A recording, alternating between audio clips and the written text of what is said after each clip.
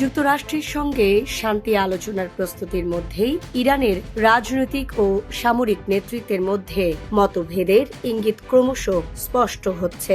একদিকে সমঝোতার মাধ্যমে নিষেধাজ্ঞা শিথিল করে অর্থনীতিকে পুনরুদ্ধারের চেষ্টা, অন্যদিকে যুদ্ধের চাপ বজায় রেখে কৌশলগত সুবিধা ধরে রাখার প্রবল তাগিদ। এই দ্বন্দ্বই এখন ইরানের ক্ষমতার কেন্দ্রকে আড়াআড়িভাবে বিভক্ত করছে কিনা সেই প্রশ্ন ঘুরছে আন্তর্জাতিক মহলে।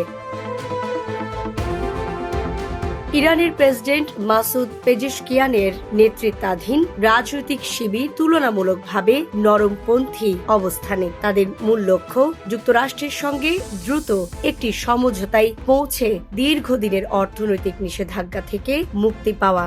কারণ নিষেধাজ্ঞা উঠে গেলে বিশ্ববাজারে তেল ও গ্যাস রপ্তানির সুযোগ বাড়বে, যা ভেঙে পড়া অর্থনীতিকে ঘুরে দাঁড়াতে সহায়তা করতে পারে। কিন্তু এই অবস্থানের বিপরীতে শক্ত অবস্থানে রয়েছে ইসলামিক রেভলিউশনারি গার্ড কোর বা IRGC।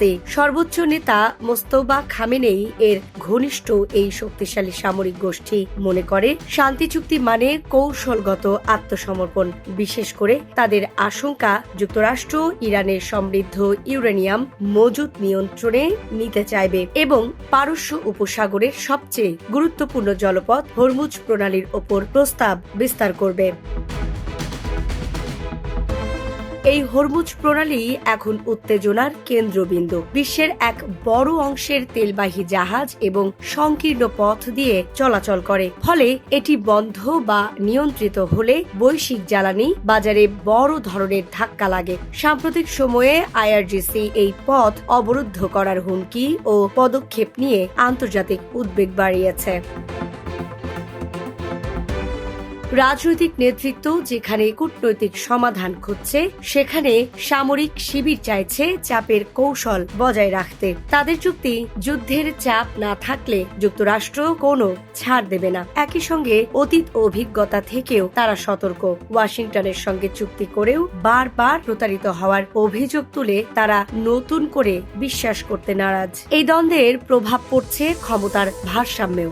সাম্প্রতিক সময়ে প্রেসিডেন্ট পেজেশকিয়ানকে পররাষ্ট্র নীতি বা যুদ্ধ ইস্যুতে খুব একটা সরব দেখা যাচ্ছে না, বরং পার্লামেন্ট স্পিকার মোহাম্মদ বাকির গালিবাফ এবং পররাষ্ট্রমন্ত্রী আব্বাস আরাগচির ভূমিকায় বেশি চোখে পড়ছে। বিশ্লেষকদের মতে এর পিছনে IRGCর চাপ বড় কারণ হতে পারে।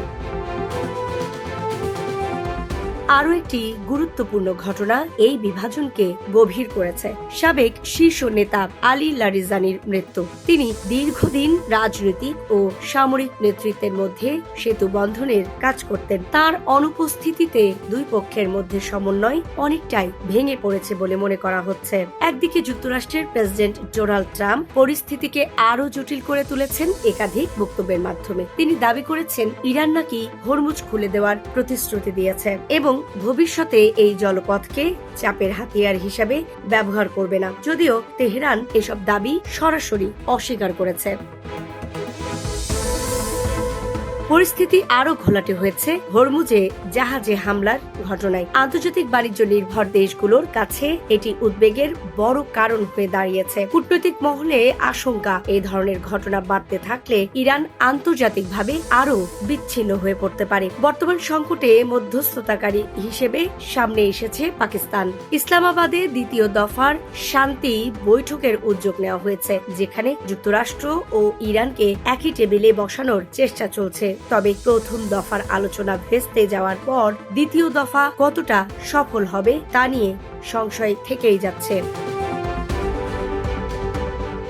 সব মিলিয়ে স্পষ্ট, ইরানের ভেতরে এখন শুধু বাইরের শত্রুর সঙ্গে নয়, নীতিগত দিক থেকেও একটি টানাপোড়েন চলছে। এই নরম ও কঠোর অবস্থানের সংঘাত যদি আরো তীব্র হয়, তাহলে তার প্রভাব শুধু ইরানেই সীমাবদ্ধ থাকবে না, বরং গোটা মধ্যপ্রাচ্য এবং বৈশ্বিক জ্বালানি রাজনীতিতেও বড় ধরনের অস্থিরতা তৈরি করতে পারে। Desk report, Dhaka express.